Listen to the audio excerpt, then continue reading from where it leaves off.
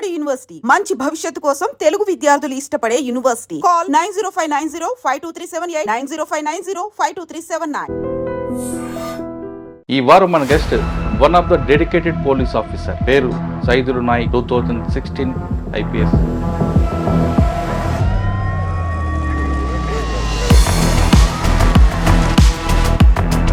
న్యాయం ఎటువైపు ఉందో అది పని చేయి. ఎందుకంటే మనం చాలా కష్టపడి వచ్చాము.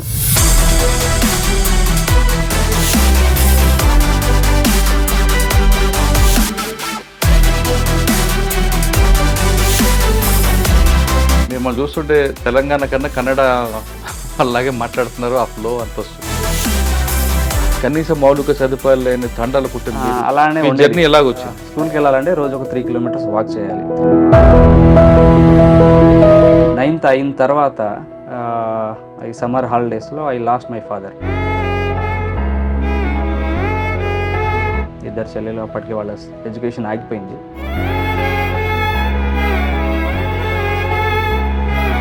సో ఈ సివిల్ సర్వీస్ అనేది నేను ఎప్పుడైతే గురుకులలో జాయిన్ అయ్యానో 4.5 ఏళ్ళు సాఫ్ట్వేర్లో వర్క్ చేశాను.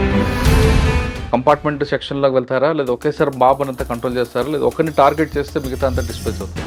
బళ్ళారి ఎస్పీగా ఉన్నప్పుడు నిమజ్జనం రోజు మసీద్ పైన. కానీ లోకాయుక్తికి పొలిటీషియన్స్ ఎక్కువ భయపడతారు కర్ణాటక. భయపడ్డాం అంటే ఇప్పుడు బళ్ళారిలో మీ మార్క్ ఏమన్నా అంటే నే గురించి నేను చెప్పుకోకూడదు, బట్ మీ గురించి మీరు చెప్పకపోయినా ఆంధ్రాలో మర్డర్ చేసి బాడీని తీసుకొచ్చి బళ్ళారి డంప్ చేయడం కానీ, హంపి కొండల్లో ఓన్లీ బోన్స్ మాత్రం దొరుకుతాయి. ట్రబుల్ మాంగర్స్ ఎక్కడ ఉంటారు ఎక్కువ? ఓల్డ్ బెంగళూరు మీరు చెప్పినట్టే. దీంట్లో కొంచెం ఇండస్ట్రియల్ ఏరియా ఉంటుంది. సార్, మీ దగ్గర నార్త్ జోన్లో రౌడీ షీట్లు ఉన్నది ఎక్కువ. ఏ పోలీస్ స్టేషన్? ఈ పోలీస్ స్టేషన్లో ఒక 300 మంది రౌడీస్ ఉంటారు. డెవలప్మెంట్ ఎక్కువ అవుతాయట కదా పోలీస్ స్టేషన్లో? అంటే ఈ 3 పోలీస్ స్టేషన్లోనే ఒక స్టేషన్కి 40-50 ఫోక్స్. ఒకటి సైబర్ క్రైమ్, ఒకటి social engineering crime. Highest number of cyber offence register అయ్యేది నా పోలీస్ స్టేషన్. మిమ్మల్ని మేము ఒక రోల్ మోడల్గా ఎంచుకొని ఎవరైనా రావాలనుకుంటే పోలీస్ ఆఫీస్ ఏమొచ్చినా పర్లేదు కానీ పోలీస్ జాబ్ రాకూడదు అనుకునేవాడిని.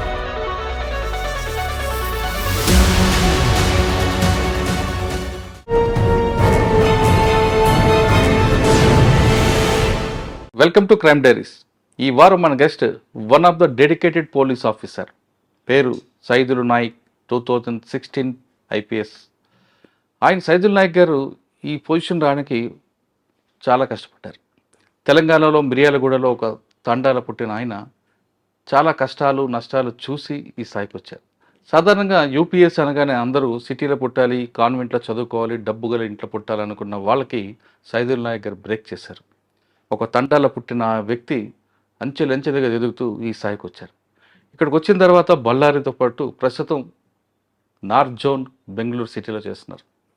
ఇక్కడ కన్నడ వాళ్ళకి మనసును పూర్తిగా దోచుకున్న తెలుగు యువ IPS ఆఫీసర్ ఆయన.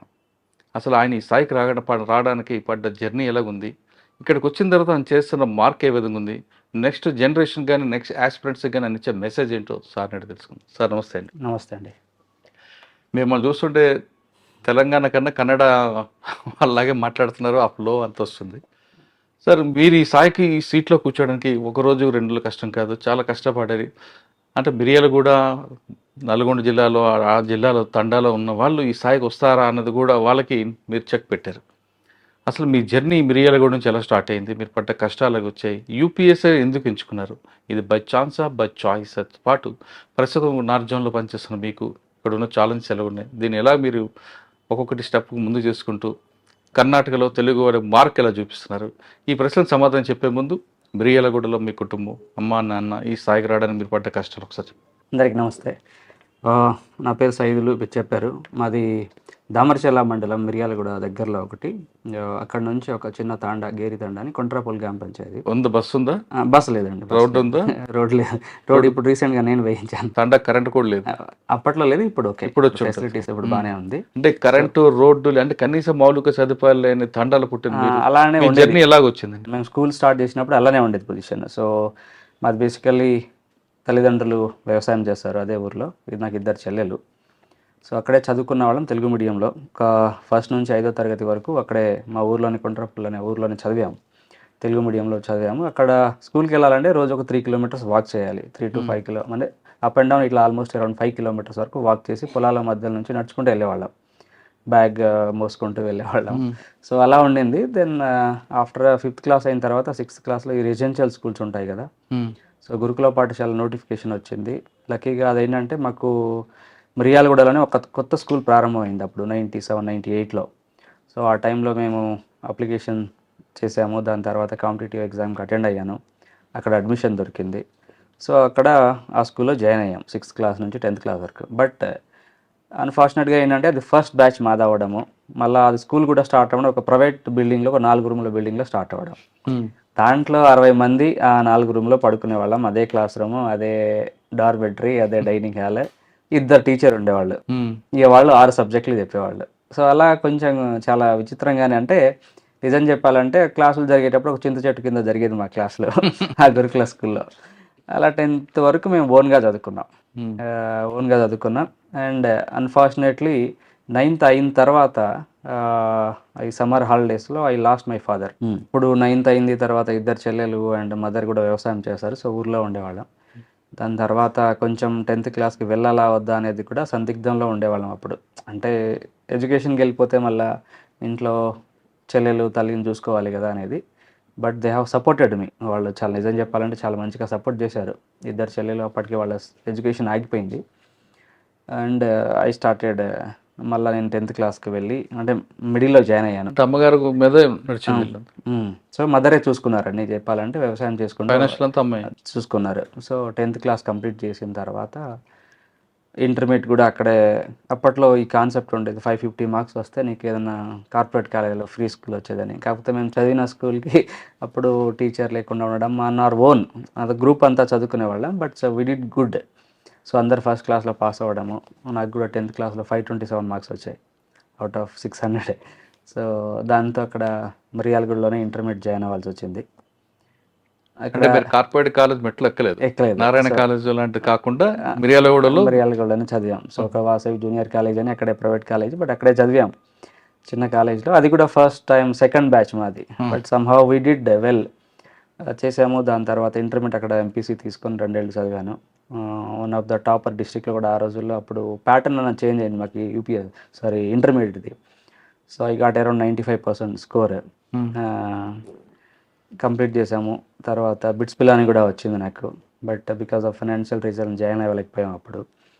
ఉస్మానియా యూనివర్సిటీలో బీ కంప్యూటర్ సైన్స్ వచ్చింది. దాని తర్వాత కంప్యూటర్ సైన్స్లో అక్కడ బీటెక్ చేసి ఒక 4 ఏళ్ళ తర్వాత ఇక చెల్లెలు ఉన్నారు కదా ఇంట్లో, సో సిస్టర్స్ ఉండేవాళ్ళు.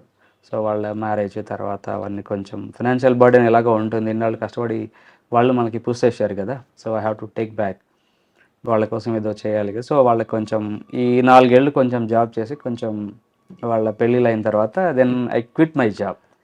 సో ఈ సివిల్ సర్వీస్ అనేది నేను ఎప్పుడైతే గురుకులలో జాయిన్ అయ్యానో అప్పటి నుంచి నాకు ఇది ఆశ ఉండింది. Somehow I got this Dzire. అంటే గురుకుల చదువు అందరికీ ఈ ఆలోచన వస్తుంది. చాలా మంది గురుకుల నుంచి పుడుతున్నారు. అది ఎన్విరాన్మెంట్ అలా ఉంటుంది అక్కడ. చెప్పాను కదా, క్లాస్ రూమ్ అంటే చెట్ల కింద కూర్చునే వాళ్ళం. చింత చెట్టు కింద, వేప చెట్టు కింద, ఈ 2 చెట్లు ఉండేవి స్మాల్ ప్రెమైజెస్లో. సో కూర్చునే వాళ్ళం. సో ఒక థాట్ ఏంటంటే ఓకే ఏదో ఒకటి పెద్దగా చేయాలనేది. ఎందుకంటే మనకు బ్యాక్గ్రౌండ్ ఏం లేదు, ఆస్పాస్తులు ఏం లేవు, తల్లిదండ్రులకు బిజినెస్ లాంటిది ఏం లేదు. So we have to come up. అంటే చదువు ఒకటే మార్గం మనకి. సో వెళ్ళాలి అంటే చదువు ద్వారా వెళ్ళాలంటే ఏదైనా టాప్ పొజిషన్కి వెళ్ళాలనేది ఒకటి ఆలోచన. అండ్ అప్పట్లో కొంచెం నేను జనరల్ స్టడీస్, న్యూస్ పేపర్ బాగా చదివేవాడిని 6th క్లాస్ నుంచి. అండ్ ఇంకోటి ఒక ఇన్సిడెంట్ ఏంటంటే, కొన్ని ఇన్సిడెంట్స్ ఈ గవర్నమెంట్ ఆఫీసర్స్ ఎవరైనా స్కూల్కి వస్తే ఆ రోజు స్కూల్ చాలా బాగా నడిచేది. అది ఎప్పుడు అందరు చెప్పేదే కానీ నిజ జీవితంలో అలానే జరుగుతాయి. సో ఎవరైనా ఒక ఆర్డీఓనో, జాయింట్ కలెక్టర్ గారు ఈరోజు వస్తున్నారంటే డెఫినెట్లీ ఎవరో ఇన్స్పెక్షన్కి వస్తున్నారంటే that day the school runs on time, schedule ఎలా ఉంటుంది దాని ప్రకారం నడిచేది అనమాట. సో అదొక ఇంపాక్ట్ కూడా. అంటే మనం ఇలా పొజిషన్కి వెళ్తే వీ కెన్ హెల్ప్, ఒక 10 మందికి మనం సహాయం చేసే పొజిషన్కి వెళ్ళొచ్చు అనేది ఒకటి ఆశ. సో అది, సో అందుకే నేను అప్పుడు స్కూల్లో ఉన్నప్పుడే రాసుకునేవాడిని పేరు వెనకాల ఐఏఎస్, ఐపీఎస్ అని అట్లా రాసుకునేవాడిని. స్కూల్లో రాసుకునేవాడిని. కొంచెం అలా ఐడియా వచ్చింది దేవుని దయ వల్ల. ఐఏఎస్ అని అనుకున్నాను నిజం అంటే, ఐఏఎస్ కానీ ప్రయత్నం అనుకునేవాడిని. సో లక్కీగా that time we got. Then అంటే ఫస్ట్ అటెంప్ట్లో వచ్చిందండి ఇది? లేదు లేదు లేదు. సో నేను ఫస్ట్ అదే 4 ఏళ్ళు సాఫ్ట్వేర్లో వర్క్ చేశాను. వర్క్ చేసిన తర్వాత కొంచెం ఇక ఫైనాన్షియల్ అంటే ఇక చెల్లెలు పెళ్ళిళ్ళు అయ్యాయి. పెళ్ళిళ్ళు అయిన తర్వాత అగైన్ అది తెలియకుండా వెళ్ళిపోతుంది. అంటే సాఫ్ట్వేర్ సైడ్ చిన్న ఏజ్లో మీకు కొంచెం శాలరీ లక్షలు కూడా నెలకి లక్షలు కొద్ది శాలరీ వచ్చి పడుతూ ఉంటే అర్థం కాదు లోకం. ఆ కన్ఫ్యూజన్లో ఉండేవాళ్ళ. But somehow I quit my job, completely job మానేసి 2013లో ఫస్ట్ అటెంప్ట్ ఇచ్చాను. ఫస్ట్ అటెంప్ట్ ప్రిలిమ్స్ క్లియర్ అయింది. అప్పుడే కొత్త ప్యాటర్న్ వచ్చింది మాకు యూపీఎస్సీకి. ఇంటర్మీడియట్కి అదే వచ్చింది మీకు. కరెక్ట్. సో అప్పుడు వచ్చింది 2013లో ప్రిలిమ్స్ క్లియర్ అయింది. మెయిన్స్ వరకు వెళ్ళగలిగాను కానీ మెయిన్స్ క్లియర్ అవ్వలేదు. 14లో అగైన్ అటెంప్ట్ చేశాను. అప్పుడు సివిల్ అకౌంట్ సర్వీస్ అని ఇంకో సర్వీస్ వచ్చింది 14లో. 15లో మళ్ళీ రాశాను. ఐపీఎస్ వచ్చింది, కర్ణాటక క్యాడర్ వచ్చింది. దాని తర్వాత అగైన్ దాని తర్వాత 16 ఎగ్జామ్ కూడా రాశాను. 16 ఎగ్జామ్ రాసి ఇంటర్వ్యూ కూడా వెళ్ళాను. బట్ ఐఏఎస్ రాలేదు. బట్ కర్ణాటక రావడము, ఇక్కడ వాళ్ళతో మమేకమైపోవడము, ఏదో ఒక రకంగా నిజంగా చెప్పాలంటే ఒక the destiny. But somehow landed in good place. సంతోషంగా వర్క్ చేస్తున్నాం. ఒక 10 మందికి సహాయం చేయడానికి అవకాశం దొరికింది. సార్ మీరు ఆప్షన్ ఏం తీసుకున్నారు? నేను ఆప్షనల్ యాక్చువల్లీ 2013 నోటిఫికేషన్ ప్రకారం మాకు ఒకటే ఆప్షనల్. జనరల్ స్టడీస్ అంతా కూడా 4 పేపర్లు అయిపోయి ఆప్షనల్ ఒకటే ఉండింది. So Telugu literature, I have gone for Telugu literature. ఇనిషియల్గా జాగ్రఫీ తెలుగు లిటరేచర్ అనుకున్నాను. బట్ ఒకటే రావడం వల్ల, పైగా నేను కొంచెం తెలుగు మీడియం స్టూడెంట్, చదివినంత తెలుగు మీడియం స్కూలింగ్లో. సో తెలుగు తీసుకుంటే రాదు అని చాలా మంది అన్నారు. ఎక్కువగా ఆప్షనల్లో జియాలజీ కానీ వేరే వేరే తీసుకుంటారు కదా. అవునవును, అంటే తెలుగు తీసుకుంటారు కొంతమంది. అంటే కొంచెం రాయడము, దానికి కొంచెం భాష పరిజ్ఞానం ఉండడం కొంచెం అవసరం. అంటే మరీ ఇప్పుడు యాక్చువల్గా నార్మల్గా మనం మాట్లాడే తెలుగు వేరేలా ఉంటుంది, పేపర్ పైన రాయడం ఇంకోలా ఉంటుంది. సో అది కొంచెం పరిపక్వత రాయడము, కొంచెం గ్రాంధిక పదాలు లాంటిది సింపుల్గా వాడడము, తర్వాత ఈ వ్యాఖ్యానాలు అంటాము ఎస్పెషల్లీ తెలుగు లిటరేచర్లో, దాన్ని కొంచెం ఆ టైంకి కాంటెంపరీ ఆ టైంలో ఎలా ఉండింది, కవి గారు ఎలా ఆలోచించారు, దాన్ని మనం ఎలా వర్తన చేయవచ్చు, దాని నుంచి మనం ఏం నేర్చుకోవచ్చు అనేది కొన్ని ప్రిన్సిపల్స్ పైన వాడితే definitely it will be good. అంటే తెలుగు దానికోసం తీసుకున్నారు కానీ మీకు అభిరుచి ఏముందా వేరేగా? తెలుగులో కవితలు రాయలే కానీ, తెలుగులో పాటలు పాడడం కానీ, తెలుగు సంబంధించిన సాహిత్యవేత్తలకు కవితలు కానీ వాళ్ళు రాసిన చదవడం కానీ? పాడటము రాయడం లేదు కానీ చదివేవాడిని బాగా. 10th క్లాస్ నుంచి నేను తెలుగు నావెల్స్ బాగా చదువుతాను. సో చాలా మంది ఉన్నారు. సో నేను చదివిన మీకు ప్రభావితం చేసిన రచయిత ఎవరండి? మాలపల్లి అని ఒక నావెల్ ఉంది. ఓకే. మాలపల్లి అనే నావెల్ నేను చదివిన ఫస్ట్ నావెల్ తెలుగులో. బట్ ఇప్పటికే తెలుగులో one of the best novel. ఒక 2 మనకు 1-2 ఇది ఉంటాయి సిరీస్, అంటే వాల్యూమ్స్. అదొక రకమైన ఏంటంటే ఆ టైంలో రాచరిక వ్యవస్థ ఎలా ఉండేది, దాంట్లో మధ్యతరగతి పనిచేసే వాళ్ళ రోజు ఎలా అనగదొక్కబడినారు, సిస్టమ్ అనుకుంటే ఒకరిని ఎలా చేయొచ్చు అనేది దాంట్లో కంటికి కట్టినట్టు చూపిస్తారు. ఇంటర్వ్యూకి వెళ్ళి ఉంటారు. ఇంటర్వ్యూలో మీకు తెలుగు సాహిత్యం గురించి ఏమడిగారు? అడిగారు.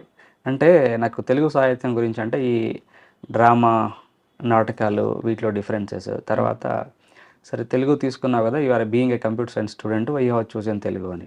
అంటే ఈజీగా మార్కులు వస్తాయనా లేకపోతే నీకు అభిరుచి ఉందనేది. అంటే ఇంటర్వ్యూలో ఎవరు క్వశ్చన్ అడగరా? సో ఈ క్వశ్చన్ అడిగారు బేసికల్లీ. సో లేదు, నాకు తెలుగు అనేది ఇంట్రెస్ట్ మొదలు నుంచి. నేను 10th క్లాస్ నుంచి తెలుగు నావెల్స్ మ్యాక్సిమం ఒక 150 నావెల్స్, ఫేమస్ నావెల్స్ తెలుగులోనే చదివాను. సో అది చెప్పాను. అంటే ఇప్పుడు దీంట్లో ఏంటంటే తెలుగు నావెల్స్ చదవడం వల్ల, ఏది నావెల్స్, ఎనీ లాంగ్వేజ్ నావెల్స్ చదవడం వల్ల ఏంటంటే మనకు పరిపక్వత ఎక్కువ వస్తుంది. You understand the different scenarios, ఎలాంటి సినారియోస్ వస్తాయి, ఎలాంటివి వస్తాయి, జీవితంలో ఉండే సంఘటనలకు ఎలాంటి సొల్యూషన్స్ దొరకవచ్చు అనేది దాంట్లో మనకు చాలా దొరుకుతాయి. సో అది పోలీసింగ్లో కూడా చాలా హెల్ప్ అవుతుంది నాకు, ఎందుకంటే ఆ మెచ్యూరిటీ ఉంటుంది మనకు. ఆ మెచ్యూరిటీ ఉండినప్పుడు తెలుగును ఆప్షన్ గా తీసుకొని సివిల్ సాధించారు, కానీ మీరు కన్నడ వచ్చారు కదా, మరి ఇక్కడ కూడా అదే ఇప్పుడు చేశారా? అదే ప్రేమతో కన్నడ కూడా చాలా బాగా నేర్చుకున్నాను. ఇక్కడ నేను రాయడం చదవడం అన్నీ వస్తుంది. ఎందుకంటే ఇక్కడ కమ్యూనికేషన్స్ అంతా కూడా, అడ్మినిస్ట్రేషన్స్ అంతా కూడా కన్నడలో జరుగుతుంది. So we have to learn. But ఇంకోటి దానితో పాటు ఏంటంటే మేనేజ్ చేయవచ్చు, అలా అని కాదు. కానీ ఇప్పుడు చాలామంది పేద ప్రజలు వస్తూ ఉంటారు, ఊర్లో వాళ్ళు జనాలు వస్తూ ఉంటారు, వాళ్ళకి వేరే లాంగ్వేజ్ రాదు. ఇప్పుడు ఎవడైనా సరే కానీ నీకు బాధ ఉన్నప్పుడు మనకు తెలిసిన లాంగ్వేజ్ చెప్తేనే కరెక్ట్గా అర్థం చేసుకోగలుగుతాం. సో మనం ఓన్ చేసుకోవాలంటే లాంగ్వేజ్ మీకు రావాల్సిందే. సో వాడు చెప్తుంది నిజమా అబద్ధమా అనేది కూడా తెలుస్తుంది. సో అది కన్నడ కూడా మీకు మిగతా స్టేట్లు కాకుండా కన్నడలో మీ దగ్గరికి కన్నడలో కంప్లైంట్ వచ్చింది, మీరు ఎంక్వైరీ స్టార్ట్ చేస్తారు. మీరు కన్నడంలోనే ఆపోజిట్ పార్టీ కూడా పిలిచి మాట్లాడతారు. అవును, ఎఫ్ఐఆర్ మీరు కన్నడలో ఇస్తారు, ఇంగ్లీష్లో ఇస్తారా? కన్నడలోనే. కన్నడ. ఇక్కడ వచ్చా నెక్స్ట్ సాఫ్ట్వేర్ కూడా అంతా కన్నడలోనే. అంతా కన్నడ. ఎంక్వైరీ అయిపోతుంది. ఎక్యూజ్డ్ ఎవరో మీరు ఐడెంటిఫై చేస్తారు. చార్జ్ షీట్ కన్నడలో ఇస్తారా, కన్నడలోనే. ఇంగ్లీష్? కన్నడలోనే. టిల్ ద లోకల్ కోర్ట్స్ అన్నిటి కూడా కన్నడలోనే. మెజిస్ట్రేట్ జడ్జిమెంట్ అంతా కన్నడలోనే. ఓకే. మిగతా స్టేట్ లో ఇంగ్లీష్ తెలుగు నడుస్తుంటాయి. సో ఇక్కడ మాత్రం కన్నడ, బిగినింగ్ ఎండింగ్. సో కొన్ని ఇప్పుడు ఏంటంటే డిపెండ్స్ ఆన్ జడ్జెస్. ఎల్లి డిస్ట్రిక్ట్ కోర్ట్స్ వారి వరకు కూడా అంతా అడ్మినిస్ట్రేషన్ అంతా కూడా కన్నడలో నడుస్తుంది, కొన్ని ఇంగ్లీష్లో కూడా నడుస్తుంది. చార్జ్ షీట్ కూడా కన్నడలోనే. ఇక దానివల్ల మీకు అవతల పార్టీ క్రెడిబిలిటీ పెరుగుతుంది దీని మీద. మనం చెప్పింది నిజం కరెక్ట్ గా వచ్చిందా లేదా, ఎఫ్ఐఆర్ లో కంప్లైంట్ చదువుకోవచ్చు. ఓపెన్ గా చెప్తామండి. ఇప్పుడు ఒక కానిస్టేబుల్ లెవెల్ నేను తక్కువ చేసి మాట్లాడడం కాదు, వాళ్ళ దగ్గర నుంచి మనం ఏ రకమైన ఇంగ్లీష్ లాంగ్వేజ్ని ఎక్స్పెక్ట్ చేయగలుగుతాం. ఇప్పుడు వాడు రాసే దాంట్లో 100 పదాల్లో ఎక్కడో ఒక చోట 10 పదాలు తప్పులు ఉంటాయి. అదంతా ఎందుకంటే మన లాంగ్వేజ్ కాదు, మనం నేర్చుకొని లాంగ్వేజ్ భాషా జ్ఞానం నేర్చుకొని దీంట్లో పైగా ఈ టిపికల్ వర్డ్స్లో లీగల్ టర్మ్స్లో రాయడం అనేది చాలా కష్టం కాబట్టి వాళ్ళు కూడా కొన్ని కాపీ పేస్ట్ చేస్తుంటారు. సో చేస్తా ఉంటారు. అని మీరు చూస్తా ఉంటారు. మీరు ఆంధ్రాలో, ఇప్పుడు తెలంగాణలో, మన రాష్ట్రంలో అయితే చూసే ఉంటారు చాలా దాంట్లో ప్రాబ్లం. సో దీంట్లో అంటే ఇప్పుడు ఏ ఊర్లో ఉన్న జనాలని నేనేం చెప్తున్నాను, కోర్టులో ఏం రాస్తున్నాను అనేది వాడికి క్లియర్ గా తెలుస్తుంది. ఎక్యూజ్డ్ కూడా తెలుస్తుంది చేసిన నేరం ఏంటి, ఎందుకు శిక్ష పడింది అని క్లియర్ గా తెలుస్తుంది. సార్ మీరు ఫస్ట్ పోస్టింగ్ ఎన్పిఏ ట్రైనింగ్ అయిన తర్వాత? ఎన్పిఏ ట్రైనింగ్ అయిన తర్వాత నా ట్రైనింగ్ వచ్చేసి శివమొగ్గ డిస్ట్రిక్ట్ లో ఎలక్షన్ టైంలో ట్రైనింగ్ అక్కడ 6 months. That is also very communally sensitive. First posting training అక్కడ. ఫస్ట్ పోస్టింగ్ నాకు మంగళూరులో బంట్వాళ సబ్ డివిజన్ అని ఉంది. సో ఇప్పుడు ఉన్న దాంట్లో అంటే కొంచెం అది మంగళూరు మీకు ఐడియా ఉంది.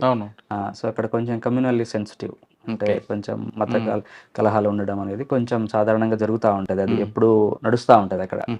సో అక్కడ ఏంటంటే మా ఉన్న కర్ణాటకలో బెంగళూరుకి బతుకల్ కూడా మీకే వస్తుందా? లేదు, అది వేరే జిల్లా. బతుకల్ అనేది ఇంకోటి కారవాడ జిల్లా. కారవాడ అని ఇంకోటి. ఫస్ట్ పోస్ట్ మార్కింగ్ చెప్పండి, మీకు వచ్చిన ఛాలెంజ్ ఏంటి, మీరు తీసుకున్న యాక్షన్? ఫస్ట్ పోస్ట్ మార్కింగ్ అంటే అప్పుడు ఆ టైంలో 2019లో ఒకటి ఎంపీ ఎలక్షన్స్, ఇంకోటి మనకి ఎన్ఆర్సీసీఏ అని ప్రొటెస్ట్ నడుస్తూ ఉండే అప్పుడు. So and that is district అంటే మంగళూరులో కూడా అది ఏంటంటే కమ్యూనల్లీ చాలా సెన్సిటివ్. అంటే ఈ విషయాలు యాక్చువల్ హ్యాండిల్ చేయడం అనేది చాలా, ఏ ఒక్కరి సైడ్ అయినా మీరు మాట్లాడినారనుకోండి ఇటు సైడ్ దెబ్బడి పెట్టిపోతారు. అండ్ ఇంకా అక్కడ ఎట్లా ఉంటుందంటే ఒక్కసారి ఈయన కమ్యూనల్ రైట్స్ స్టార్ట్ అవుతే నెలల తరబడి జరుగుతాయి. అలా హిస్టరీ ఉంది మా దగ్గర కర్ణాటకలో. సో ఎనీ సిచ్యువేషన్ వాళ్ళైనా కానీ అవతల వాళ్ళు అక్యూజ్డ్ వాళ్ళు ఎంత ఇన్ఫ్లుయెన్స్ అయిన వాళ్ళని go legal, this is the stand. అది నాకు ఫస్ట్ పోస్టింగ్లో నేను నేర్చుకున్నా. అంటే మీకు అక్కడే మాబ్ మేనేజ్మెంట్ వచ్చింది? ఎగ్జాక్ట్లీ, అది చెప్పొచ్చు నిజంగా. ఎందుకంటే ఆ రోజు ఇప్పుడు కమ్యూన్లో స్టార్ట్ అయింది అనుకోండి, మీకు రెండు వైపుల నుంచి స్టోన్ బెల్టింగ్ అవుతుంటది, ఒకవైపు మీరు బ్యాటింగ్ ఇవన్నీ నడుస్తుంటాయి, మ్యాచ్ అవుతుంటది. ఎలా అండి వాళ్ళని హడిల్ చేసుకుని కంట్రోల్ చేసుకుంటూ వెళ్తారు? అంటే కంపార్ట్మెంట్ సెక్షన్లోకి వెళ్తారా, లేదా ఒకేసారి బాబు అంతా కంట్రోల్ చేస్తారా, లేదా ఒకరిని టార్గెట్ చేస్తే మిగతా అంతా డిస్పోజ్ అవుతుంది? ఇప్పుడు కొన్నిసార్లు మన దగ్గర ఫోర్స్ చాలా ఎక్కువ ఉంది అనుకోండి, we can take at a time. Okay, అందరినీ తీసుకోవచ్చు. ఇప్పుడు కొన్నిసార్లు ఏంటంటే అయితే ఏదైనా ఒక సడన్గా ఒక చిన్న టౌన్లోకి వెళ్తారు, ఏదైనా ఒక టౌన్ ఒక చిన్న పట్టణంకి వెళ్తే మీరు సడన్గా 1000 మంది వచ్చేసారు, మన దగ్గర 10 మంది ఉన్నారనుకోండి, then the strategy has to be different. Strategy మారిపోతుంది. ఇప్పుడు మనం 10 మందే ఉన్నారు, వాళ్ళు 1000 మంది ఉన్నారు, మీరు ఎంత లాఠీ చార్జ్ చేసినా వాళ్ళని కంట్రోల్ చేయడం కష్టం కదా. So that time you have to choose otherwise. So అక్కడ లీడర్స్ ఎవరున్నారు, లేకపోతే ఇన్ఫ్లుయెన్షియల్ పీపుల్ ఎవరో వాళ్ళని టార్గెట్ చేస్తాం. So this is the one strategy. ఇప్పుడు మన దగ్గర ఫోర్స్ ఉంది, వాళ్ళు 1000 మంది ఉన్నారు, బట్ ఏదో నేషనల్ హైవేలో జరుగుతుంది, లేకపోతే క్రౌడెడ్ ప్లేస్లో జరుగుతుంది, we can't take chance, will take on everybody at one go.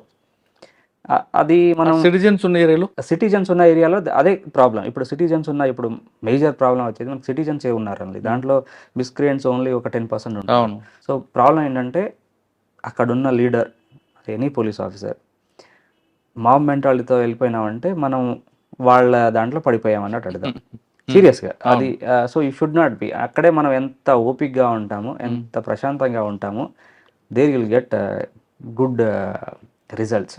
Simple example ఒకటి చెప్తాను. బళ్ళారి ఎస్పీగా ఉన్నప్పుడు ఒక సేమ్ ఇలాంటిదే నిమజ్జనం రోజు ఒక మసీద్, ఒక టౌన్లో మసీద్ పైన చెప్పులు వేసేయడం జరిగింది విసర్జన టైంలో. ఇటు సైడ్ ఆల్రెడీ ప్రొసెషన్లోకి 10,000 మంది ఉన్నారు, వాళ్ళు సడన్గా ఒక 1000 మంది ఇటు సైడ్ నుంచి కమ్యూనిటీని కూడా వచ్చి జాయిన్. సో ఆ టైంలో ఒక చిన్న ఇష్యూ లేకుండా సాల్వ్ చేయగలిగాం. అది కొన్ని టైంలో ఏంటంటే ఇప్పుడు when required you have to tell lies also.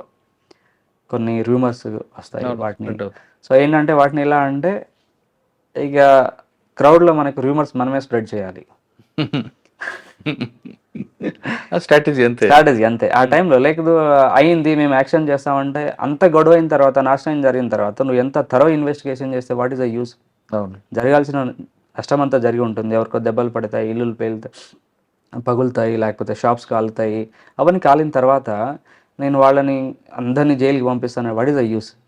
ఇప్పుడు దెబ్బలు తగిన తిరిగి రాదు, ప్రాణాలు పోతే తిరిగి రాదు. So that's where the strategy lies. So who is the leader of that force that day and what the decision he takes, that's makes matter. అంతే కదండి. సో దానికి ఆ రోజు మేము సీరియస్ గా సొసైటీ కోసం చేసి ఆ రోజు హాఫ్ అన్ అవర్ లో ఒక whole town, actually which very, మా మిర్యాల కూడా ఎంత పెద్ద టౌన్, అంత పెద్ద టౌన్ హాఫ్ అన్ అవర్ లో we could stop that, close చేయగలిగాం. కమర్షియల్ ఎస్టాబ్లిష్మెంట్స్ అన్ని క్లోజ్ చేయడము, ప్రివెంటివ్ యాక్షన్స్ చేయడము, వాళ్ళని ట్రేస్ చేయడము అని ఒక రూమర్స్ ఎలాంటి జరగలేదని ఒక విషయం రూమర్స్ చేసి వాళ్ళందరినీ కంట్రోల్ చేసి వీ కుడ్ సెండ్ దెమ్, అంటే వాళ్ళని వాళ్ళ ఇంట్లోకి పోయేలాగా చేసాం. ఒక రూమర్ చెప్పండి. అదే ఇది అంటే ఇప్పుడు వాళ్ళు వేసారు, వేయలేదని చెప్తాం. ఎందుకంటే ఇప్పుడు అక్కడ వీడియో రావడానికి టైం పడుతుంది. అట్లీస్ట్ ఒక it may take 1 hour time. ఇది నా బ్రీతింగ్ పీరియడ్. ఈ 1 hour లో what best can you do? ఆ రోజు నేను నిజంగా యాజ్ ఏ ఎస్పీగా నేను జరిగింది తప్ప విల్ టేక్ సీరియస్ యాక్షన్ అంటే జరిగిందని చెప్పిన దానికి వాళ్ళు ఎవరు ఒప్పుకుంటారు? ఒప్పుకోరు. జరగాల్సిన నష్టం జరిగిపోయి ఉంటుంది. సో ఇప్పుడు రైతుల్లో ఉంటాయి, అలాగే ఇప్పుడు రైతు సంఘటనలు వాళ్ళు చాలా జరుగుతాయి. సో వాళ్ళతో ఇప్పుడు నేను అక్కడ వెళ్ళి ఏదో ఇంగ్లీష్లో మాట్లాడి రూల్స్ మాట్లాడి నేషనల్ హైవే బ్లాక్ చేయకపో అంటే ఎట్లా కుదురుతుంది? వాళ్ళ బాధలు వాడికి ఉంటాయి. సో వాడి బాధను అర్థం చేసుకుంటాము. మేము కూడా ఆ రైతుల్లో కలిసిపోయి వాళ్ళతో కింద కూర్చొని మాట్లాడడం స్టార్ట్ చేస్తాం. మేము చేశాను, నేను చాలాసార్లు చేశాను. 5 నిమిషాల్లో ఇష్యూ సాల్వ్ అయిపోతుంది. ఎవరికి డైరెక్ట్ చేయాలి, మీరు ఎక్కడ చేయాలి, దానికి సొల్యూషన్. నేను కూడా రైతునే, నేను కూడా ఇప్పటివరకు పొలంలో పనిచేసే వస్తూ ఉంటా ఇప్పటికి కూడా. ఐ లైక్ దట్ ప్రొఫెషన్ అన్నిటికంటే ఎక్కువ కంటే. So we should correlate or లేకపోతే వీ షుడ్ షో ఎంపతి అంటాం కదా. అంటే ఇప్పుడు కరుణ, జాలి కాకుండా కరుణ అంటాం. అవును. జాలి అంటే అయ్యో పాపం అంటాం, కరుణ అంటే వాడికి ఏం సొల్యూషన్ ఇవ్వగలం అనేది you should think about it. అది చిన్న చిన్న విషయాలు వచ్చింది. దాటి మేము మంగళూరులో నేర్చుకున్నాం. సో ఎవరు వాళ్ళు ఎంత వాళ్ళైనా కానీ you should not show biasness, అదొకటి ఉంటే సరిపోతుంది. నెక్స్ట్ అండి నాకు ఇక్కడ అడిషనల్ ఎస్పీ పోస్ట్ ఏమి ఉండదు, డైరెక్ట్ ఎస్పీగా ప్రమోట్ అవుతాము. లేరు, అది పార్ట్ ఆఫ్ ట్రైనింగ్ లోనే ఉంటుంది. నాకు పార్ట్ ఆఫ్ ట్రైనింగ్ లోనే అన్నీ ఉంటాయి. ఎస్పీ అంటే ఓఎస్డీ కూడా ఉంటుంది? ఉండదు ఓఎస్డీ, అందుకే ఇక్కడ ఆపరేషన్స్ పోస్ట్ అలాంటిది ఏం లేవు కదా కర్ణాటకలో. సో అలాంటి ఫస్ట్ పోస్టింగ్ ఎస్పీ అయిన తర్వాత ఫస్ట్ పోస్టింగ్ లోకాయుక్తలో ఉన్నాను ఒక 8 months. కర్ణాటక లోకాయుక్త అని మీకు తెలుసు. సార్ లోకాయుక్త నుంచి మాట్లాడొచ్చు, అడగచ్చు అంటే అడుగుతా. చెప్పండి. లోకాయుక్త కర్ణాటకలో చాలా ఫేమస్ అండి. అంటే మిగతా రాష్ట్రాలు ఏసీపీ ఏ విధంగా ఉందో ఇక్కడ ఉంది, కానీ లోకాయుక్తకి పొలిటీషియన్స్ ఎక్కువ భయపడతారు కర్ణాటకలో. అలా ఏం లేదు, అది కంప్లీట్లీ రన్ బై జ్యుడిషియరీ. అంటే ఇప్పుడు అక్కడ ఉండేవాళ్ళు లోకాయుక్త, ఇప్పుడు హానరబుల్ లోకాయుక్త ఎవరైతే ఉండారో వాళ్ళు రిటైర్డ్ సుప్రీంకోర్టు అని హైకోర్టు జడ్జెస్ వాళ్ళు ఉంటారు. So system is completely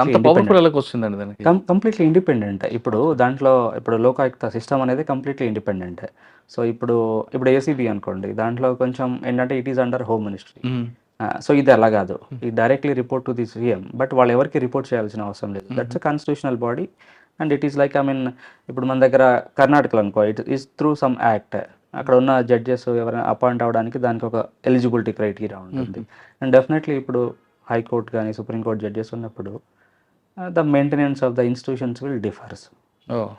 so అది సో ఇండిపెండెన్స్. ఇక్కడ ట్రాప్ కేసు కన్నా డిఏ కేసులు కన్విక్షన్ వస్తుంటుందా? అన్నీ వస్తూ ఉంటాయి. కానీ పొలిటీషియన్ ఎందుకు ఎక్కువ భయపడతారు లోకాయుక్త అనగానే? అందులో ఆ ఫ్రేమ్లోకి వచ్చామంటే చాలా మంది లైఫ్ కొలాప్స్ అంటుంటారు. భయపడ్డం అంటే ఇప్పుడు తప్పు చేసిన వాళ్ళకి ఆబ్వియస్గా భయపడాలి. అంటే ఎమ్మెల్యేలు కూడా అరెస్ట్ చేశారు కదా, ఎమ్మెల్యేలను కూడా అరెస్ట్ చేశారు. అదే అయినారు కదా చాలా మంది. లోకాయుక్త టచ్ చేస్తే సీఎం ప్రభుత్వాలు కూడా కూలిపోయాయి కదా ఇక్కడ. సో అవుతాయి కదా. సో దట్స్ అది ఏముందో వాళ్ళు కరెక్ట్గా హ్యాండిల్ చేస్తారు, దాంట్లో అట్లా ఏం లేదండి. But system is very good, right, very independent. So they run on their own. Good కదా, సిస్టమ్ ఇస్ వెరీ స్ట్రాంగ్. అదే ఇప్పుడు గుడ్ ఉంటేనే స్ట్రాంగ్ అవుతాం. అంటే ఒక్కోసారి స్ట్రాంగ్ లేకుండా గుడ్ కూడా అంటారు కదా. Again that depends on person who is heading it, right కదా. మీరు చూస్తున్నారు. లోకాయుక్త మీకు బాగా గుర్తుండిపోయిన కేసు ఏమైనా ఉందా? అంటే ఆ టైంలో మాకు ఏసీబీ ఉండే కర్ణాటకలో ఒక 3-4 years వరకు ఏసీబీ రన్ అయింది అక్కడ.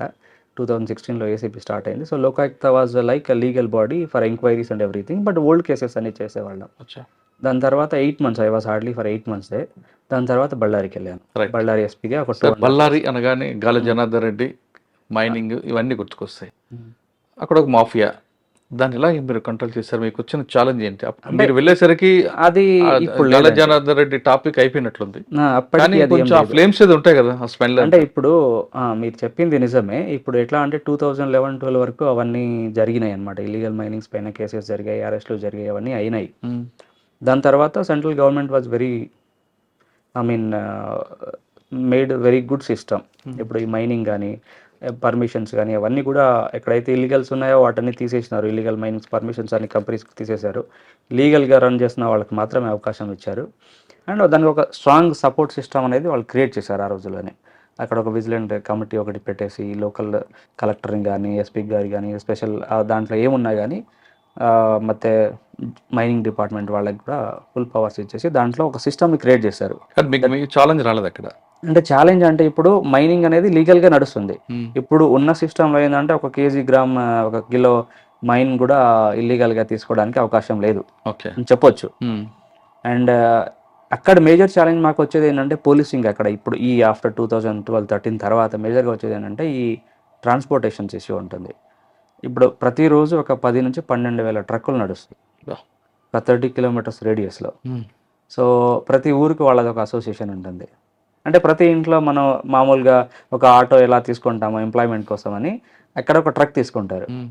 ప్రతి ఊరు ట్రక్ తీసుకొని దాంట్లో మైనింగ్ని మైనింగ్ నుంచి మైండ్ ఏరియా నుంచి మెయిన్ అయితే మైన్ అక్కడికి లాస్ట్ షిప్ యార్డ్ వరకు వెళ్ళదండి. మెటీరియల్ వెళ్ళడానికి అవకాశం లేదు షిప్ యార్డ్కి. ఓన్లీ అక్కడ డంపింగ్ యార్డ్స్ ఉంటాయి. దానికి మళ్ళీ ఫర్దర్గా వేరే ట్రాన్స్పోర్టేషన్స్ వాళ్ళు చూసుకుంటారు. బట్ లోకల్ వాళ్ళు ఏంటంటే ఈ మైన్ ఏరియా నుంచి తీసుకొచ్చి బయటికి తీసుకొచ్చి పెట్టడం. లేదు అంటే ఇప్పుడు అక్కడ జిందాల్ అని వేరే వేరే స్టీల్ కంపెనీస్ ఉన్నాయి, వాళ్ళకి సప్లై చేయడం. సో 30-40 kilometers రేడియస్లోనే అరౌండ్ 10,000 to 12,000 ట్రక్స్ రన్ అవుతాయి. సో అసోసియేషన్స్ వీళ్ళ ఇష్యూలు అది చాలా టఫ్ అక్కడ. సో అది ఎక్కడ ఏ జిల్లాలో ఉండదు మనకు నార్మల్ రెగ్యులర్ పోలీసింగ్కి. సో అలాంటి వాటికి పైన కూడా కొన్ని ఆర్గనైజ్డ్ క్రైమ్ ఉంది. సో ఏంటంటే వాళ్ళు కొంచెం వసూలు చేయడము, లేకపోతే మా వాళ్ళకి ఇక్కడ కాంట్రాక్ట్ రావడము ట్రాన్స్పోర్ట్ చేయడానికి. దాన్ని ఎలా మీరు కంట్రోల్ చేస్తారండి? అది దాంట్లో ఎలా చేసామంటే ఒకటి మేము కొంచెం సిస్టమ్ ఇంప్రూవ్ చేసాం అక్కడ. అంటే కొట్టడం అనమాట, కానీ ఇంపాక్ట్ తర్వాత తెలియాలి వాడికి. ఈ ప్రతి ఒక్క లారీస్కి GPS ఒకటి కాన్సెప్ట్ ఉండింది, బట్ దాన్ని ఇంప్లిమెంట్ చేసాం ప్రాపర్గా. దాంతోపాటు ఒక సాఫ్ట్వేర్ ఉండింది, దాన్ని ఇంకా డెవలప్ చేయించి దానికి స్పీడ్ కంట్రోలింగ్ స్టార్ట్ చేసాం. ఏదైనా కానీ ఒక 50 kilometers కంటే స్పీడ్ ఎక్కడానికి లేదు అనేది. దాంతోపాటు ఫర్దర్ వాళ్ళకి ఏంటంటే ఎవ్రీ మంత్ ఒకసారి మీటింగ్ చేయడము, ఎవరైతే లారీస్ అన్ని అసోసియేషన్స్లో వైలేషన్స్ ఉన్నాయో వాళ్ళందరిపైన కేసులు వేయడము, ఆ లారీని ఫస్ట్ మైనింగ్ పోకుండా ఆపడం. అక్కడ జీవనోపాధికి దెబ్బ పడుతుంది అక్కడ.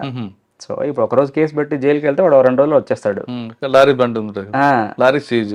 సో దానికి అట్లా వాడు ఇంకో 1 month వరకు వాడు ఇంకా వాడికి లేదు ట్రాన్స్పోర్ట్ చేయడానికంటే హిజ్ లైఫ్ విల్ గాన్. వాడు సెట్ అయిపోతాడు. సో ఈ సంఘాలు ఎవరైతే ఉన్నారో వాళ్ళపైన కేసులు కూడా చేసాం. చాలా సీరియస్గా కేసులు చేసి కోఆపరేటివ్ సొసైటీ రిజిస్టర్ని పిలిపించి ఆడిట్ చేపించి అది దానివల్ల చాలా కంట్రోల్ చేయగలిగాం. సో పక్కన మీకు ఆంధ్రప్రదేశ్ బోర్డర్, అవును, కర్నూలు అంతా కూడా. ఆ బోర్డర్ నుంచి మీ దగ్గర నుంచి లిక్కర్ వస్తుందని వాళ్ళ దగ్గర నుంచి వస్తుంది, మీరు ఎవరిది అసలు ఇక్కడ నుంచి ఎటు వెళ్తుంటుంది లిక్కర్? అంటే ఇప్పుడు డిపెండ్స్ ఆన్ పాలసీ. ఇప్పుడు లిక్కర్ పాలసీ చేంజ్ అయింది ఆంధ్రాలో. సో అప్పుడు కర్ణాటకలో ఈజ్ యాజ్ యూజువల్ మాకు లిక్కర్ పాలసీ నార్మల్గా ఏదో అదే నడుస్తుంది ఇప్పుడు. అంటే ఏ బ్యానింగ్ ఆఫ్ బ్రాండ్స్ కానీ అలాంటిది ఏం లేదు. సో ఇటు నుంచి అటు వెళ్ళేది, అది కొన్నిసార్లు జరిగేది. సో మేము కూడా చాలా అంటే ఇల్లీగల్గా వెళ్తున్న వాళ్ళకి మేము కూడా చాలా కేసులు చేసాము. ఇప్పుడు బళ్ళారి కానీ ఆ బార్డరింగ్ డిస్ట్రిక్ట్స్ ఏవైతే ఉన్నాయో బేసికల్గా మనకు ఆంధ్రాతో పాటు ఇక్కడ నుంచి చిత్రదుర్గ చేసుకొని బళ్ళారి, రాయచూరు ఆడ వరకు, యాదగిరి డిస్ట్రిక్ట్ వరకు ఆ కేసులు నడిచేవి. సో వాళ్ళ కేసులు చేసేవాళ్ళం మేము. అయితే ఆ టైంలో ఈవెన్ ఆ వైన్ షాప్ వాళ్ళు ఎవరు వాళ్ళకి అమ్మేందని వాళ్ళపైన కూడా కేసులు చేయడం స్టార్ట్ చేసాం. అప్పుడు దాన్ని అంటే ఇప్పుడు తీసుకెళ్ళాలని పట్టుకోవడం కంటే వాడికి ఇచ్చింది ఎవడని పట్టుకుంటే ఇది ఇంకా కొంచెం స్ట్రాంగ్గా ఉంటుంది. సో నెక్స్ట్ టైం అమ్మేటోడు అందరూ కొంచెం కేర్ఫుల్గా ఉంటారు. వాడు మెటీరియల్ దొరికితే మళ్ళీ వాడిపోతాడు లోపల. రౌడీజం అంతా ఉండదు అక్కడ, రౌడీజం ఉండదు. ఈ ట్రాన్స్పోర్టేషన్స్ ఇష్యూస్లోనే మాఫియా కొంచెం ఇష్యూ. ఎంతకాలం చేశారండి? I was there around 2 years 3 months. కర్ణాటకలో పెద్ద డిస్ట్రిక్ట్ అది. అవును, మీకు సబ్ డివిజన్లు, పోలీస్ స్టేషన్లు, పొలిటికల్ ప్రెజరు. అవును. ఇవన్నిటితో పాటు గాలి జనార్దన్ రెడ్డి ఇన్ఫ్లుయెన్స్ కూడా అక్కడక్కడ కనిపిస్తుంటది. అంటే ఇప్పుడు ఆ టైంలో వాళ్ళకి అక్కడ బళ్ళారికి రావడానికి ఛాన్స్ లేకుండా లేదు, ఓకే. ఏమైనా వచ్చానా బెయిల్ రాకపోయినా బెంగళూరు నుంచి కూడా వాళ్ళ నడుపుతారు. ఫాలోవర్స్ అన్నీ ఉంటారు, వాళ్ళ ఫాలోవర్స్ ఉంటారు. అదే అండి ఇన్ఫ్లుయెన్స్ అంటే ఇప్పుడు మీరు ఏ విధంగా చూసుకుంటారే దాని గురించి, ఆ మెచ్యూరిటీ అని చెప్పాను కదా. ఇప్పుడు నేను కూడా చిన్నప్పుడు ఉన్నప్పుడు ఎమ్మెల్యే వాళ్ళ దగ్గర వెళ్ళేవాళ్ళం. సార్ మాకు ఇదో పని చేసి పెట్టండి, లేకపోతే ఒక తహసీల్దార్కి కాల్ చేయండి, ఎస్ఐ గారికి కాల్ చేయండి అని చెప్పి. అది ఎప్పుడు చెప్తాము? Government machinery doesn't listen to him. అవును. వాళ్ళ వర్క్ చేయట్లేదు అన్నప్పుడు వింటాము. అదే we make sure that we do work. మన పని మనం చేస్తున్నప్పుడు ఎవరు ఫోన్ చేసినా మనం వినాల్సిన బాధ్యత లేదు. అవును. సో ఇప్పుడు వాళ్ళ దగ్గర వెళ్ళడంలో కూడా తప్పు లేదు. పొలిటీషియన్ కాబట్టి వెళ్ళాల్సిందే, వెళ్తారు కూడా, వెళ్తారు వాళ్ళు ఎంకరేజ్ చేస్తారు కూడా. సో మనం వాళ్ళకి ఇప్పుడు వెళ్ళాల్సిన అవసరం లేదు, పొలిటీషియన్స్ నాకెందుకు కాల్ చేశారని మనం రివర్స్లో దమ్కి ఇచ్చాం అనుకోండి, మనకే ప్రాబ్లం. సో ఈ how to listen public grievances, అది ఎవరి నుంచి చేసినా కానీ. సో చేసేవాళ్ళు, కానీ ఇప్పుడు నిజం చెప్పాలి అంటే ఇన్ఫ్లుయెన్స్ కోసం కాల్ చేసేవాళ్ళు అన్నీ చేసేవాళ్ళు చాలా జరిగినాయి.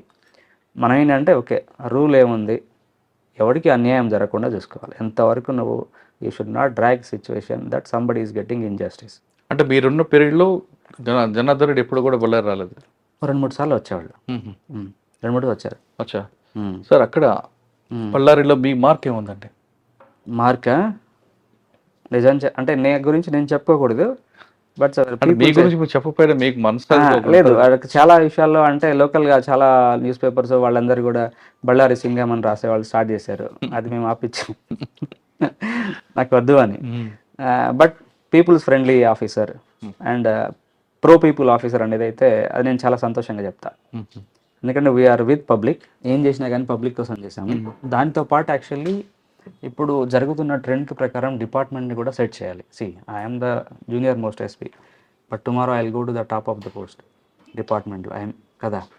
సో ఆ డిపార్ట్మెంట్ని కూడా ఇప్పుడున్న టెక్నాలజీ కానీ జనాలు డిమాండ్ చేసే రీతిలో కానీ వాళ్ళని ట్రైన్ చేయడం, ఇన్ఫ్రాస్ట్రక్చర్ క్రియేట్ చేయడం, ఒక మిషనరీని డెవలప్ చేయడం అనేది. ఎందుకంటే సాఫ్ట్వేర్గా పనిచేశారు కదా, ఆ మెంటాలిటీ కూడా ఉంటుంది. సో టెక్నాలజీ వాడడం కానీ, క్రైమ్ డిటెక్షన్ కానీ, జనాలకు ఈ గ్రీవెన్సెస్ ఎలా చేస్తాం అనేది. ఇప్పుడు జనస్పందన పెట్టడం సరికాదు, దాంతోపాటు మనం వాటికి నిజంగా ఎఫెక్టివ్గా ఇంప్లిమెంట్ చేయగలగాలి.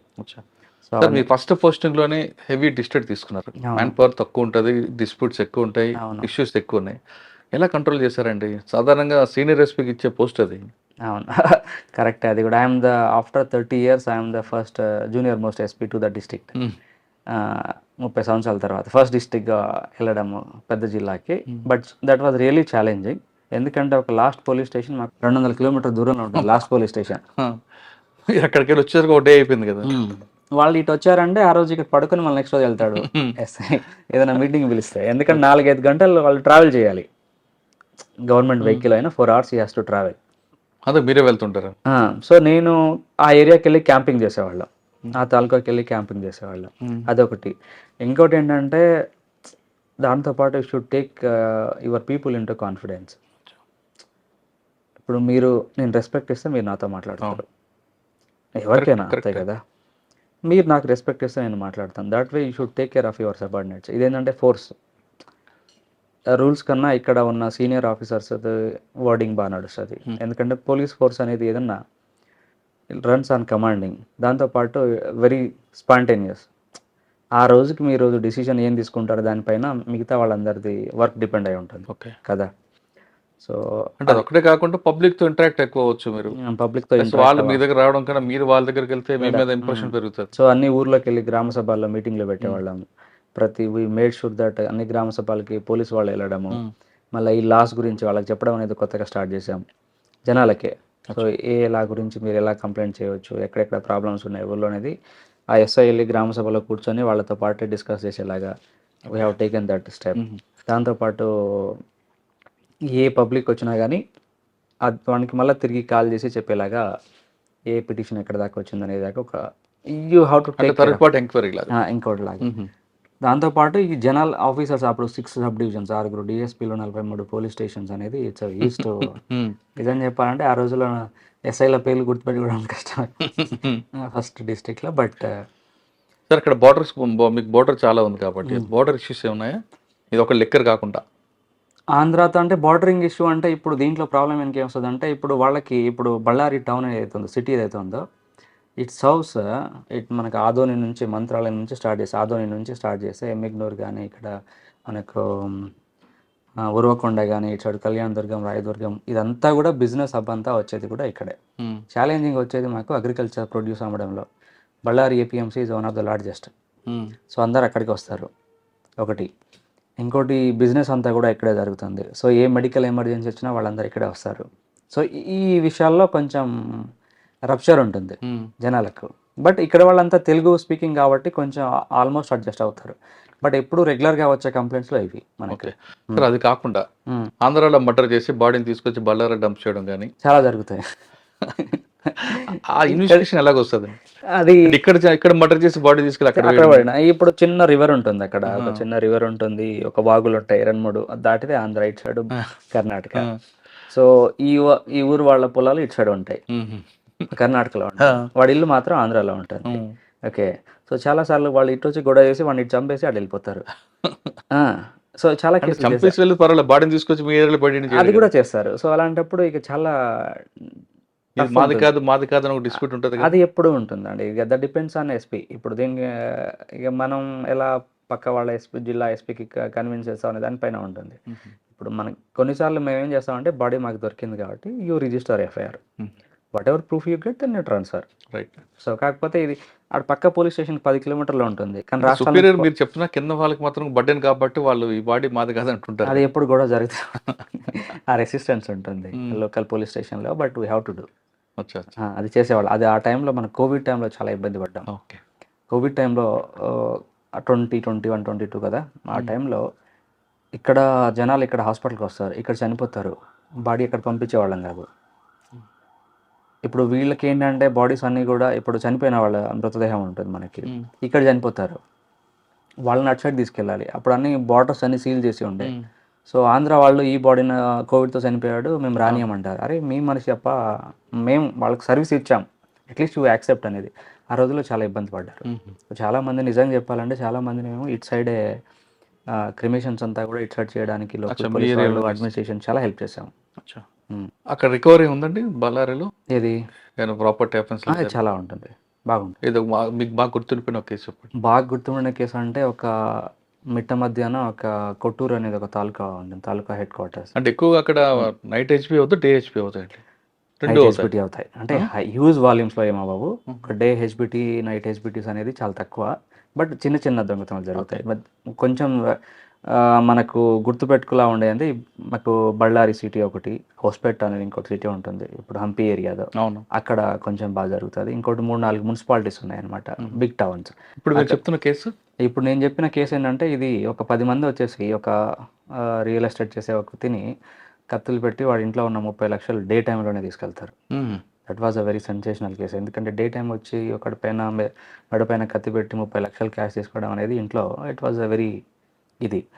సో ఆ కేసుని యాక్చువల్లీ మాకు అసలు వాళ్ళు కూడా చాలా బెంగళూరు నుంచి వచ్చిన వాళ్ళు. దాంట్లో అక్యూజ్డ్ అంతా కూడా ఒక 6 బెంగళూరులో ఇక్కడ నుంచి వచ్చిన రౌడీస్, ఇక్కడ ఉన్న కొంచెం నోటోరియస్ రౌడీస్ వాళ్ళు. అక్కడ ఉన్న ఎవరో ఒక తెలిసిన ఫ్రెండ్ని వాడిని కాంటాక్ట్ పెట్టుకుని వాడి ఇంట్లో క్యాష్ దొరుకుతుంది వస్తారు. అప్పుడు ఛాలెంజింగ్ సిచ్యువేషన్. బేసికల్గా ఏంటంటే అంత పెద్ద జిల్లాలో డే టైంలో డకాయిటీ జరగడం అనేది యాక్చువల్లీ ఎప్పుడో మనం బిఫోర్ 90s వినేవాళ్ళం. డకాయిటీ అనేది ఒక రెగ్యులర్గా జరిగేది అక్కడ బళ్ళారి ఆ రోడ్లలో 4-5 జిల్లాల్లో. సో దాన్ని యాక్చువల్లీ మాకు ఏ ప్రూఫ్స్ లేవు, ఆ ఊర్లో సీసీటీవీ కెమెరాస్ లేవు.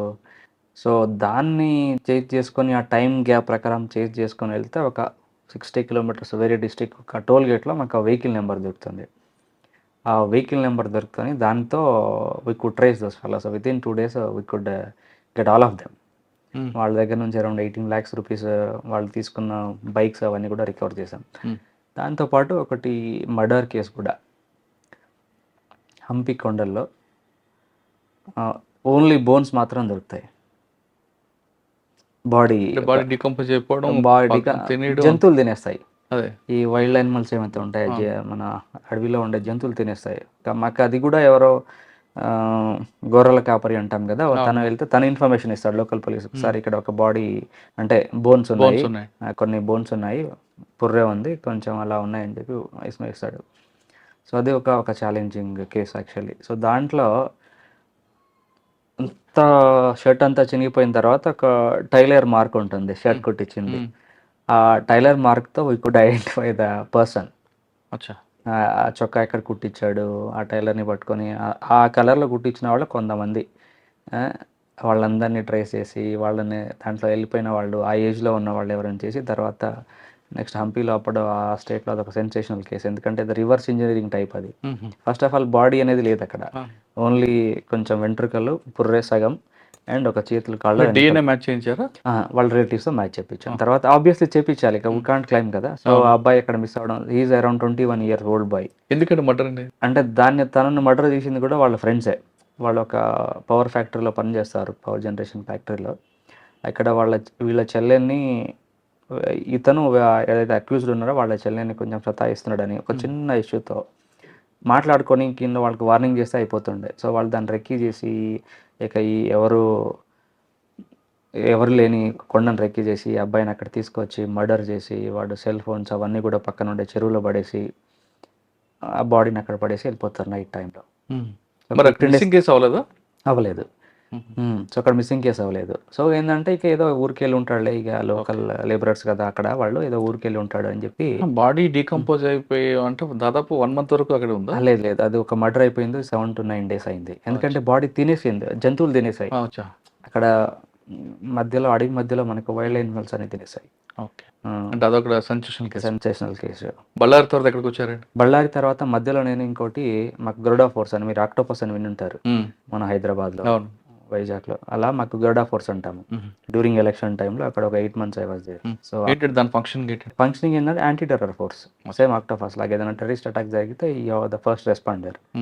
సో అక్కడ పనిచేసాం. సో ఎస్పీ ఆక్టోపస్ లాగా ఎక్స్పీ గరుడా ఫోర్స్ అంటాం మా దగ్గర. అక్కడ ఎస్పీగా వర్క్ చేసాం. అది కూడా మంచి ఛాలెంజింగ్, అంటే ఫిజికల్ కమాండోస్ లాగా మీరు కూడా వర్క్ చేయాలి. ఈ should work as a commando, take training, వాళ్ళకి ట్రైనింగ్ ఇవ్వడము. ఈ కొత్త ఆపరేషన్స్ ఉన్నాయి. ఆపరేషన్స్ అంటే ఇప్పుడు రాకూడదు అనుకుంటాము, but we are prepared for that. అచ్చా. సో గరుడా ఫోర్స్ అనేది కూడా మేము చాలా one of the best force, state పోలీస్లో ఉన్న వాళ్ళలో one of the best force okay. Whole ఇండియాలో. ఒక 150 కమాండోస్ ఉంటాం మేము.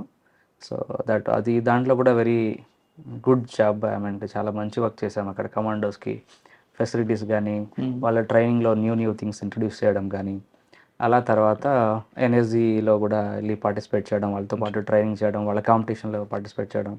That was a very good memory. దాని తర్వాత as a DCP north. Okay. 1 year అవుతుంది ఇక్కడ వచ్చి 1 year 4 months అవుతుంది ఇప్పుడు. సార్, డీసీపీ నార్త్ బెంగళూరు ఒకప్పుడు మీరు చెప్తున్నట్లుగా ఓల్డ్ సిటీ ఇది. అవును. యశ్వంత్పూర్ ఇవన్నీ కూడా దీనికి వస్తాయి. రౌడీజం అనేది ఇక్కడ స్టార్ట్ అవుతుంది. Railway station Yeshwantpur. అవును. అక్కడ ఉదయం అవ్వచ్చు, రాత్రి అవ్వచ్చు, బెంగళూరు ఎక్స్ప్రెస్ యశ్వంత్పూర్లో దిగాలంటే భయపడే రోజులు అవి. ఆటో వాడి దగ్గర నుండి అందరూ ఇక్కడ ఇబ్బంది పెట్టేవారు. ఇప్పుడు అదే సిచ్యువేషన్ ఉందా? మీరు మార్చారా? లేదు. కానీ ఇక్కడ ట్రబుల్ మాంగర్స్ ఎక్కడ ఉంటారు? ట్రబుల్ మాంగర్స్ ఎక్కడ ఉంటారు ఎక్కువ? అంటే ఇప్పుడు మాకు north division, Bengaluru city north division అంటే ఇది ఓల్డ్ బెంగళూరు మీరు చెప్పినట్టే. దీంట్లో కొంచెం ఇండస్ట్రియల్ ఏరియా ఉంటుంది. మాకు పీనియా ఇండస్ట్రియల్ సెక్టర్ అంటాం కంప్లీట్లీ. ఇవన్నీ కూడా స్మాల్ మైగ్రేటెడ్ ఉంటారు కదండి ఇక్కడ. ఈ మైగ్రెంట్ లేబరర్స్ ఎక్కువ ఉంటారు. అంటే దీంట్లో మీరు చూసుకుంటే పర్ డే అరౌండ్ ఒక 10 లక్షల లేబరర్స్ మూవ్ అవుతారు morning to evening. Small sector industries అవన్నీ కూడా చిన్న మైక్రో. వెస్ట్ బెంగాల్, జార్ఖండ్, బీహార్ వాళ్ళే ఉంటారు. అండ్ ఇక్కడ లోకల్ కన్నడిగాస్ కూడా ఇప్పుడు మన గుల్బర్గా, యాదగిరి, రాయచూర్ డిస్ట్రిక్ట్స్ ఉన్నాయి కదా, వాళ్ళ నుంచి వచ్చిన వాళ్ళు కూడా ఇక్కడ ఉంటారు. సో వీళ్ళ మూమెంట్స్ దగ్గర మాకు గొడవలు అవుతూ ఉంటాయి. ఇప్పుడు స్మాల్ ఇక్కడ వెరీ లోవర్ మిడిల్ ఫ్యామిలీస్ ఉన్నప్పుడు వాళ్ళకు చిన్న బిజినెస్ చేసేవాళ్ళు, ఈ ఫ్యాక్టరీస్ రన్ చేసేవాళ్ళు, ఫైనాన్షియల్ నడుస్తూ ఉంటుంది. సో వీళ్ళ పైన రన్ చేసేలాగా చిన్న లీడర్స్గా తయారయ్యి వాళ్ళే రౌడీలుగా తయారవడం, వాళ్ళ గుంపుల మధ్యలో గొడవ అయ్యి రౌడీస్ రావడం, ఒకటి జస్ట్ ఒక ఏదో గుంపు ఆధిపత్యం కోసం లాగా చేయడం, అదొకటి. అలాంటి రౌడీస్ ఉండేవాళ్ళు. ఇప్పుడు చాలా వరకు తగ్గింది ఇప్పుడు జనాలకి, ఎందుకంటే అవేర్నెస్ రావడము, వాళ్ళే వచ్చి కంప్లైంట్ చేయడం. దాంతోపాటు ఇక్కడ పోలీసు కూడా చాలా స్ట్రాంగ్గా ఉంటుంది. పోలీసింగ్ కూడా వాడు మూవ్మెంట్ ఎవ్రీ డే కూడా ట్రాక్ చేసే లెవెల్లో ఉంటుంది. సార్, మీ దగ్గర 10 లక్షల మంది ఉన్నాయి మైగ్రెంట్ లేబర్స్.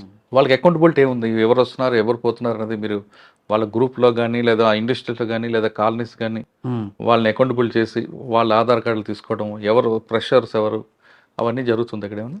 ఆ సిస్టమ్ అంటే వాళ్ళు ఎవరి నుంచి వచ్చే వాళ్ళ ఆధార్ నెంబర్ తీసుకోవడం అంతవరకు లేదు, కానీ విల్ వెరిఫై. ఇప్పుడు అక్కడ ఉన్న ఇండస్ట్రీస్ అన్నీ కూడా ఎన్ని ఇండస్ట్రీస్ ఉన్నాయనేది వాళ్ళ డేటా మా దగ్గర ఉంటుంది. వాళ్ళు ఎవరెవరు మూవ్ అవుతారు, ఎక్కడెక్కడ మూవ్ అవుతారు అనేది కూడా మా దగ్గర డేటా ఉంటుంది. ఓకే. దాంతోపాటు వాళ్ళ లేబరర్స్ ఎక్కడ ఏ ఏరియాలో ఉన్నారనేది మాకు కూడా తెలుసు.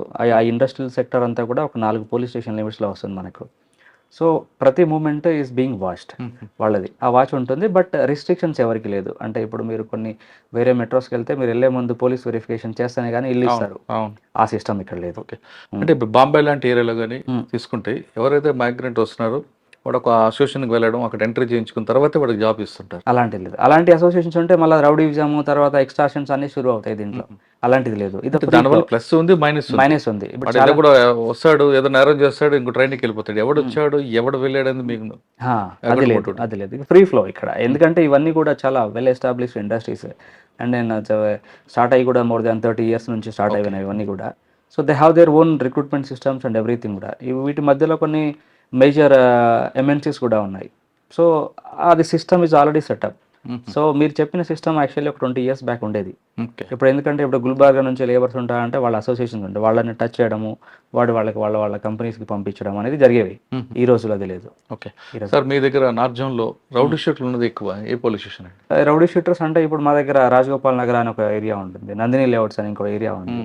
ఇంకా ఇటు పక్కన పీనియా అనే పోలీస్ స్టేషన్ ఉంది. ఇదంతా కూడా ఇండస్ట్రియల్ సెక్టర్, దాంతోపాటు వాళ్ళ రెసిడెన్షియల్ ఏరియాస్. అంటే యాక్టివ్ ఎంతమంది ఉంటారండి? ఇప్పుడు మేమున్న ఈ పోలీస్ స్టేషన్లో ఒక 300 మంది రౌడీస్ ఉంటారు. అబ్బా!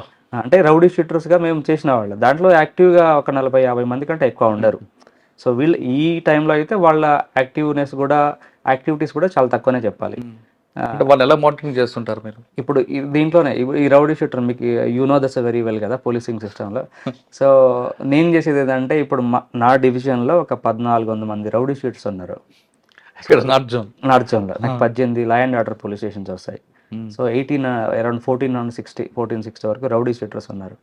ఇప్పుడు వాళ్ళందరినీ మానిటర్ చేయలేము కదా. So we give priority. అది నేను ప్రిన్సిపల్ నా ప్రయారిటీ ఇస్తాను. అంటే ఎవడు టూ మచ్ యాక్టివ్, ఎవరిని వారికి ఒకసారి ట్రాక్ చేయాలి, ఎవరిని 15 days ఒకసారి ట్రాక్ చేయాలి అనేది మేము ఒక లిస్ట్ తయారు చేసుకున్నాం. దాని ప్రకారం ఎక్కడైనా వాడి మూవ్మెంట్ ఎక్కడెక్కడ తిరుగుతూ ఉన్నాడు, ఏం చేస్తున్నాడు అనేది మనకు ఈ లిస్ట్లో వచ్చేస్తాడు. ఓకే. సో దేర్ బై వాడికి భయం ఉంటుంది. ఒక 2 సార్లు వెళ్ళి మొన్న పలానా హోటల్లో కూర్చున్నావు, ఏం పని చేసావు అని అడిగితే వాడికి అప్పటికి అయిపోద్ది. అంటే సిస్టమ్ అంటే వాళ్ళకి ఎవరికైనా జియో ట్యాగ్ పెడుతున్నారా? అలా లేదు. జియో ట్యాగ్ దట్స్ అగైనెస్ట్ కదండి. అట్లా ఏం చేయము. బట్ వి మేజర్ అంటే వాళ్ళలో మార్పు వచ్చిన వాళ్ళ మీద రౌడీ షీట్ ఎత్తివేస్తే వాళ్ళకి కొంచెం కాంపిటేట్ వస్తుంది కదా. చాలా మంది ఉన్నారు అలా కూడా. ఇప్పుడు మీరు చూస్తే ఇప్పుడు ఇండస్ట్రీస్ లో కూడా అంటే అందరూ కూడా యాక్టివ్ ఎప్పుడో అయి ఉంటుంది. ఏంటంటే మేమేంటంటే ఇప్పుడు లా అండ్ ఆర్డర్ కంప్లీట్ చేయాలంటే ఒక 2 కేసులో వాడు ఇన్వాల్వ్ అయినా కానీ మేము వాడిపైన రౌడీ షీట్స్ చేస్తాం. ఏదో 2 చిన్న కేసులు ఉన్నాయి కానీ ఏదైనా సెన్సిటివ్ ఇష్యూ అయినప్పుడు రౌడీ షీట్స్ ఓపెన్ చేస్తాం. వాడు ప్రతిసారి ఇంకో నెక్స్ట్ 10 years వరకు కేసులు చేస్తూ ఉంటాడు అనేది ఉండదు. సో అలాంటి వాళ్ళకి కూడా చాలా అవకాశం ఇచ్చాం.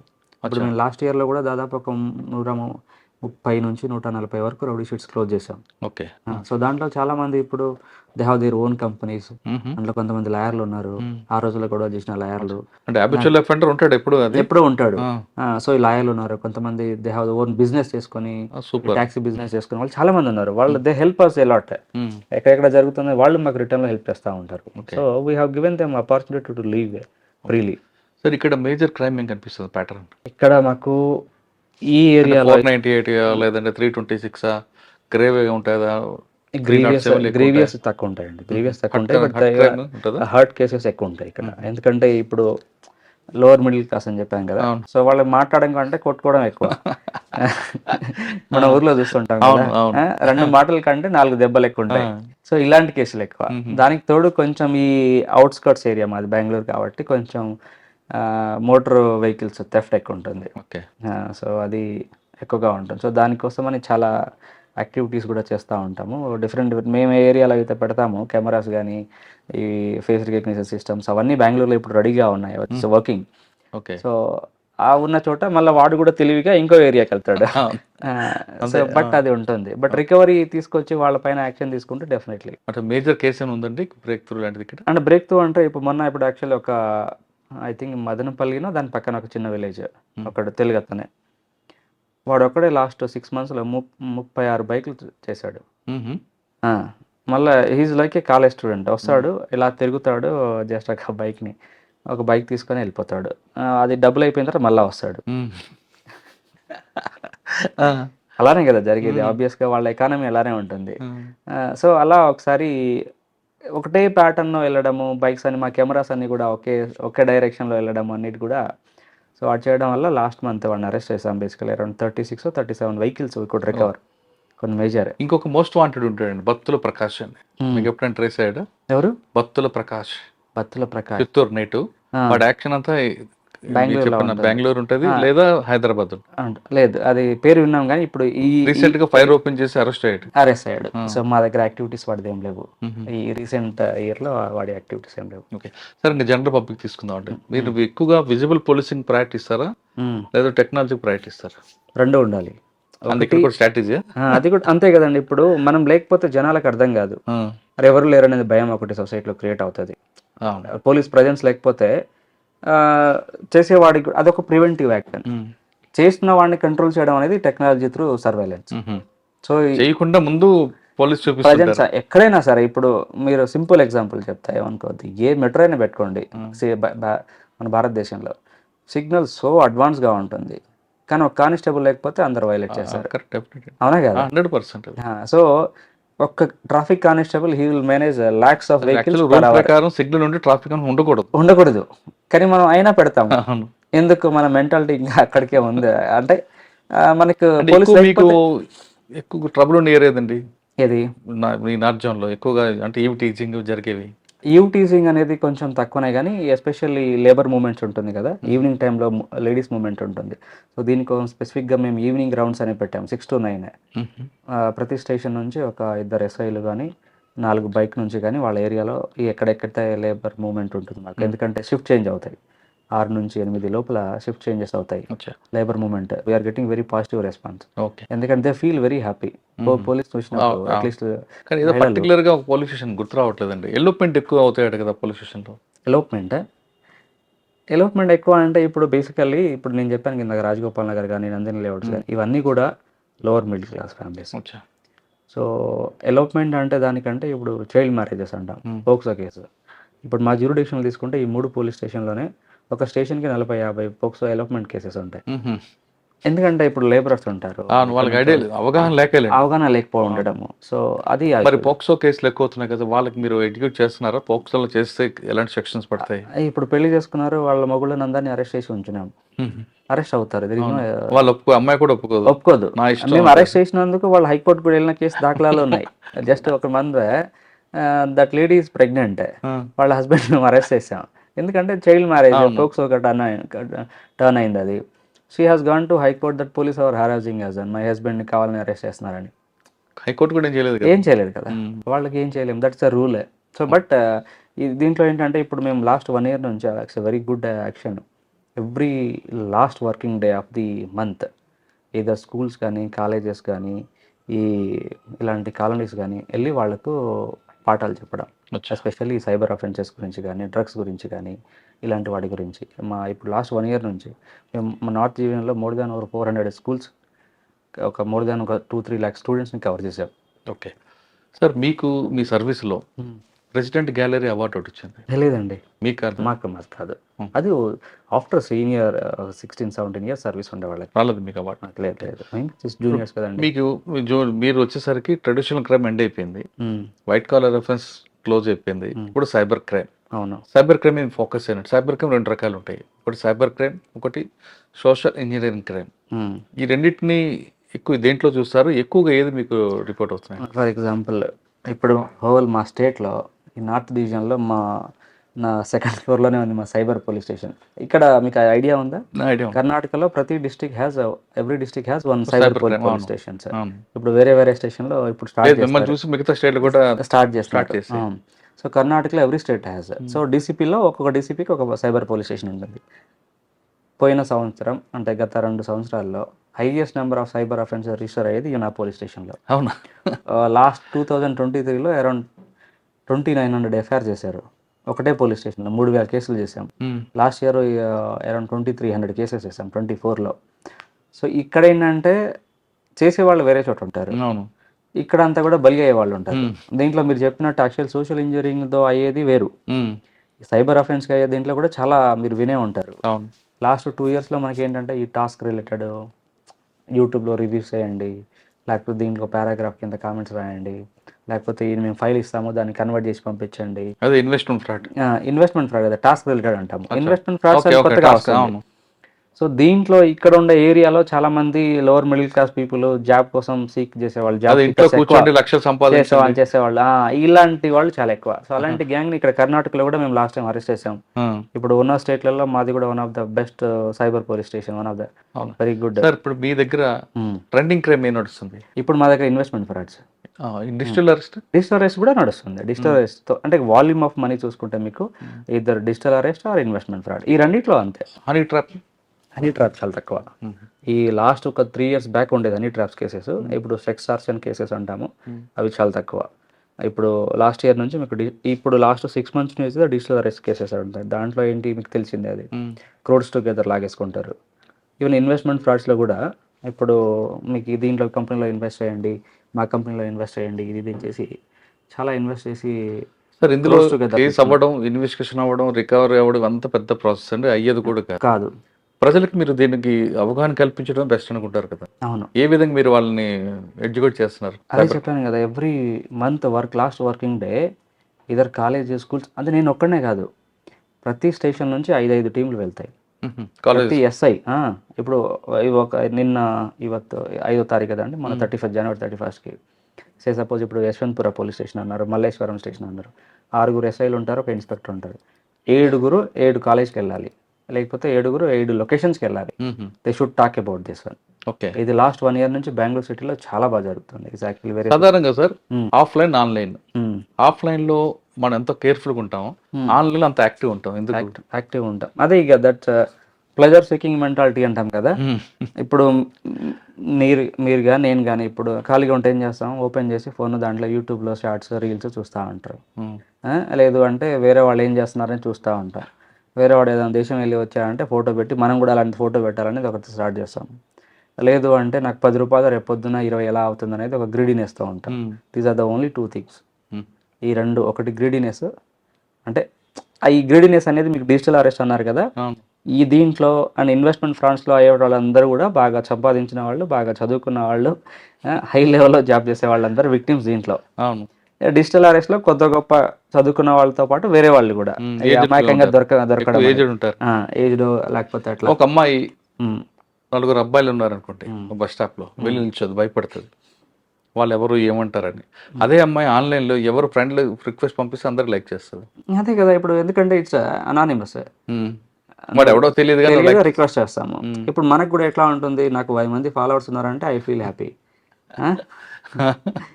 ఈ మెంటాలిటీ కూడా చాలా ఎక్కువ. సో ఈ అంటారు కదండి, ఎక్కడ ఆపాలనే దాని గురించి మనకు తెలియదు. అండ్ ఇప్పుడు ఈ టెక్నాలజీ ఆఫీసెస్, కంపెనీస్ అన్నీ కూడా, సాఫ్ట్వేర్స్ టూల్స్ అన్నీ కూడా దే ప్రొవోక్ యూ. ఇప్పుడు మీరు ఒక్కొక్క నార్మల్గా చూడండి, ఇప్పుడు చిన్నపిల్లలు కూడా, వాళ్ళు కూడా ఒక్కొక్క screen times 5 hours 6 hours 10 hours ఉంటుంది. ఏం సంపాదిస్తున్నాం, ఏం వస్తుంది దాంట్లో మనకు? జీరో. పేరెంట్స్ కూడా ఫోన్ ఇస్తూ ఊరుకుంటున్నారు కదా, ఊరుకుంటున్నారు అంతే. వాడికి అన్నం పెట్టాలి, అన్నం తినాలి ఆలోచన రావాలి, వాడు ఏడుస్తున్నాడు, ఫోన్ ఇస్తున్నారు. సో అది సార్ ఇక్కడ బెంగళూరు సిటీ అనగానే సాఫ్ట్వేర్ ఎక్కువ ఉంటారు, అందరూ ఎడ్యుకేటెడ్ కనిపిస్తారు. ఇక్కడ కంప్లైంట్ హై ఇన్ఫ్లుయెన్స్ ఉంటాడు, అక్యూజ్డ్ కూడా అలాగే ఉంటాడు. ఈ ప్రజలు ఎలా కంట్రోల్ చేస్తారండి? మీరు చెప్పినట్టు ఇక్కడ వీడి కోసం ఒక మినిస్టర్ కాల్ చేస్తారు, వీళ్ళ కోసం ఒక మినిస్టర్ కాల్ చేస్తారు, రాకముందే కాల్ వస్తుంది, లేకపోతే ఎవరో సీనియర్ ఆఫీసర్ కాల్ చేస్తారు. దట్స్ రోజు జరిగేదే. సో ఇద్దరు కాల్ చేస్తే ఇంకా మంచిది. సార్ ఆయన చెప్పాడు, ఈయన చెప్పాడు, ఎవరికి చెప్పకుండా మన పని మనం చేసుకుంటాం, అంతే కదా. సో నార్మల్గా జోక్స్ అపార్ట్ అది ఉంటుంది, ఎక్కడ చెప్పాను కదా, అదైతే ఉంటుంది. బట్ నేను నమ్మేది ఒకటే, న్యాయం ఎటువైపు ఉందో అది పని చేయి. ఎందుకంటే మనం చాలా కష్టపడి వచ్చాము, నిజంగా పెయిన్ ఏంటనేది తెలుసు కదా, పెయిన్ ఏందనేది మనకు తెలుసు. అది ఒకటి బాధ. ఇప్పుడు మన దగ్గర వచ్చాడంటే ఎవరు సంతోషంగా సార్ నాకు ఈరోజు 10 లక్షలు వచ్చాయని ఎవడు పోలీసు వాడి దగ్గర రాడు. సార్ నాకు ఒకడు కొట్టాడో, లేకపోతే ఒకడు మోసం చేశాడో, లేకపోతే భార్యాభర్తల ఇష్యూ, ఎవడో పెయిన్ ఉన్నోడే వస్తాడు. వాడి దగ్గర మనం రాజకీయాలు చేయడం అనేది మంచిది కాదు. ఇద్దరు 2 వైపుల నుంచి ఫోన్ వస్తే హ్యాపీయా? అంతే కదండి. వీడికి చేయాల్సిన పని లేదు, వీళ్ళకి చేయాల్సిన పని లేదు, వస్తుంటాయి మీకు రోజు వస్తుంటాయి నార్మల్గా. అది సార్ డ్రగ్స్ మీద ఫోకస్ ఏంటంటే, ఇప్పుడు డ్రగ్స్ చెప్పాం కదా, సేమ్ సైబర్ అఫెన్స్ లాగా డ్రగ్స్ కూడా కర్ణాటకలో special government has taken very serious decision. అంటే కర్ణాటక స్టేట్ మొత్తం కూడా మాదక వస్తు ముక్త రాజ్యం చేయాలనేది, drug drug free state free state. చేయాలనేది. సో ఇది ఎప్పటి నుంచో నడుస్తుంది. అండ్ ఈవెన్ ఈ గవర్నమెంట్ వచ్చిన తర్వాత కూడా చాలా సీరియస్గా తీసుకొని అన్ని డిపార్ట్మెంట్స్ ఇన్వాల్వ్ చేశారు దీంట్లో. నాట్ ఓన్లీ పోలీస్తో పాటు health, social welfare, education, everybody was part of this drive. So దానికి తోడు ఇప్పుడు బెంగళూరు సిటీలో ఒకటి అవేర్నెస్ అని చెప్పాను కదా, school, colleges, colonies, hostels, especially హాస్టల్స్లలో ఎక్కువ జరుగుతూ ఉంటుంది. ఇంజనీరింగ్ కాలేజ్ కానీ డిగ్రీ కాలేజ్ హాస్టల్స్, దాన్ని బాగా కంట్రోల్ చేయగలుగుతున్నాం. దాంతోపాటు ఇదివరకు ఎట్లా అంటే డ్రగ్ కన్జ్యూమ్ చేస్తే కూడా కేసులు చేసేవాళ్ళు. సో దానిపైన ఫోకస్ తగ్గించి మేము డ్రగ్ పెడ్లింగ్ చేసే వాళ్ళపైన ఫోకస్ చేస్తాం. సో వాళ్ళపైన ప్రివెంటివ్ యాక్షన్స్ ఉంటుంది. మనకి పిట్ అండ్ డిపిఎస్ అనే యాక్ట్ ప్రకారం మనం మీ దగ్గర గుండా యాక్ట్ అని ఉంటారు, పీడీ యాక్ట్ అని మీరు ఉంటారు. అలా వాళ్ళని చాలా మందిని మేము పంపిస్తున్నాం. ఎవరైతే డ్రగ్ పెడ్లింగ్ చేస్తున్నారో కంటిన్యూస్గా 2-3 కేసులో వీఆర్ సెండింగ్ దెమ్ ఇన్సైడ్. దాంతోపాటు ఈ పెడ్లింగ్ చేసే వాళ్ళపైన ఎక్కువ ఫోకస్ చేసి కేసెస్ చేస్తున్నాము. సో దానికి నిజంగా దానివల్ల చాలా రిజల్ట్స్ వస్తుంది. ఇప్పుడు మేము చూసుకున్న 23-24 లాస్ట్ మంత్ రివ్యూ అయింది కదా, హోల్ బెంగళూరు సిటీలో కూడా we could reduce lot of crime. Even crime pattern కూడా మొత్తం అన్ని హెడ్స్లో కూడా క్రైమ్ చాలా తగ్గినాయి బెంగళూరు సిటీలో. సార్ వేరే స్టేట్లో పోలీసింగ్ మీద పొలిటీషియన్స్ ప్రెజర్ ఎక్కువ ఉంటుంది, మీ స్టేట్ ఎలా ఉంటుంది? అన్నిట్లో ఉంటుందండి, బట్ ఫ్రీ హ్యాండ్ ఉంటుందా? ఫ్రీ హ్యాండ్ చాలా బాగుంటుంది. ఐ ఫీల్ పోస్టింగ్లు పొలిటికల్ పోస్టింగ్లు ఉంటాయి, ఆఫీసర్ పోస్టింగ్స్ ఉంటాయి. అది సీఎంఓ లెవెల్లో జరుగుతుంది. ఐపీఎస్ ఆఫీసర్ పోస్టింగ్స్ అంటే మీకు తెలిసినందుకే ఐపీఎస్ కాకపోయినా డిఎస్పీసీ అవి కూడా దాంట్లో జనరల్గా ఎలా ఉంటాయండి?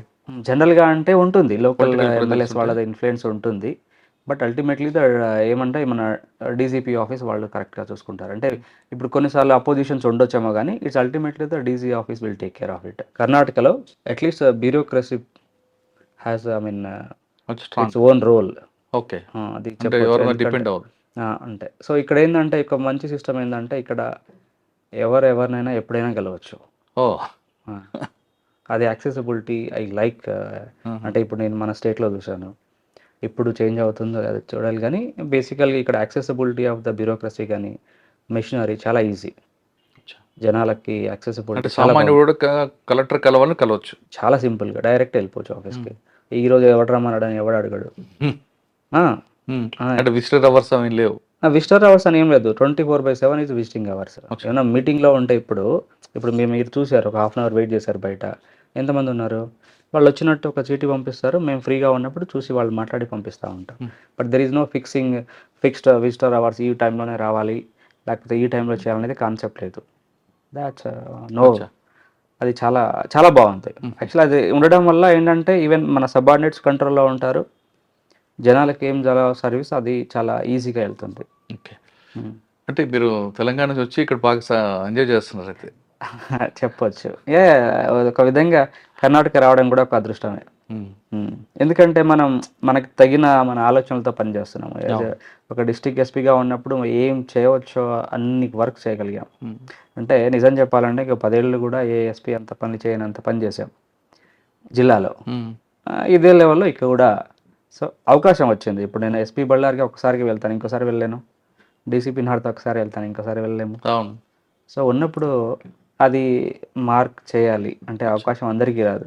ఈరోజు 140 కోట్లలో మ్యాక్సిమం 6,000 మంది ఐపీఎస్లో ఉంటారు. అదృష్టం ఎవరికి దొరుకుతుంది కదా? రైట్ అండి. సార్ ఫైనల్గా చెప్పండి, మిమ్మల్ని చూసి మిమ్మల్ని ఒక రోల్ మోడల్గా ఎంచుకొని ఎవరైనా రావాలనుకుంటే పోలీస్ ఆఫీసర్కి మీ యూనిఫామ్ సర్వీస్లోకి వాళ్ళకి ఇచ్చే మెసేజ్ ఏంటి? అంటే చాలామంది ఏమనుకుంటారంటే ఐపీఎస్లో అనగానే డబ్బులు వస్తాయి, పవర్ ఎంజాయ్ చేయొచ్చు అనుకుంటారు. అది వాస్తవం కాదా? ఇప్పుడు అదే చెప్పాను మీకు, మీరు డబ్బులు సంపాదించే వాళ్ళు చూసి ఉంటారు, పని చేసి జనాలకు సహాయం చేసి మంచి పేరు సంపాదించిన వాళ్ళని చూసి ఉంటారు. సో మీ బ్రెయిన్ హెడ్ వైపు వెళ్తుందనే దాన్ని బట్టి ఉంటుంది ఒకటి. కానీ నేను వెళ్ళిన చోట ప్రతి చోట వెళ్తాను. నేను యూపీఎస్సీ ప్రిపేర్ అయ్యేటప్పుడు నాకు ఏమొచ్చినా పర్లేదు కానీ పోలీస్ జాబ్ రాకూడదు అనుకునేవాడిని. అదేంటి? అదే చెప్పాను కదా, ఎందుకంటే పోలీస్తో అలాంటి నాకు ఇంటరాక్షన్ ఉండింది. నేను ఊర్లో ఉన్నప్పుడు I use to go to police stations, tahsildar office అన్నీ వెళ్ళి ఊర్లో ఉన్న సమస్యలకు నేను అటెండ్ అయ్యేవాడిని. చాలా సోషల్ సర్వీస్ చేస్తాం, ఇప్పటికీ చేస్తూ ఉన్నాం. We have the group of people. So దాంట్లో ఇది ఒక రకమైన థ్యాంక్లెస్ జాగ్ అనిపిస్తుంది. 24 గంటలు నువ్వు రోడ్ పైన తిరిగా ఉండాలి.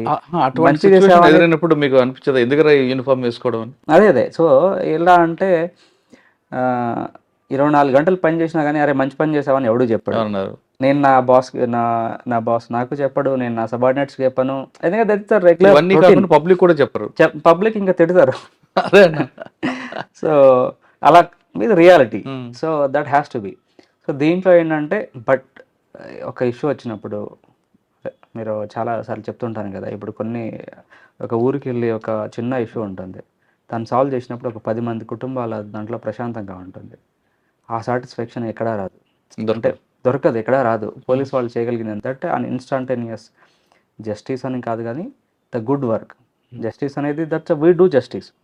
సో ఇప్పుడు చాలా చోట్ల సో అది చేయగలిగేది ఓన్లీ పోలీస్ డిపార్ట్మెంట్లో చేయగలుగుతాం. అంత క్విక్గా మీరు ఏ డిపార్ట్మెంట్ అని చూసుకోండి, అంత క్విక్గా పని జరిగేది ఎక్కడ జరుగుతుంది? కరెక్ట్. పోలీస్ డిపార్ట్మెంట్ జరుగుతుంది. ఈరోజు పబ్లిక్ ఏ ఇష్యూ వచ్చినా ముందు గుర్తుకొచ్చేది పోలీసే. పోలీస్. ఇప్పుడు మీరు కరెంట్ పోయింది అనుకోండి పోలీస్ అంటాడు, హాస్పిటల్కి వెళ్తే పోలీస్ అంటాడు. అంతే కదా, that is the trust the people have on the system.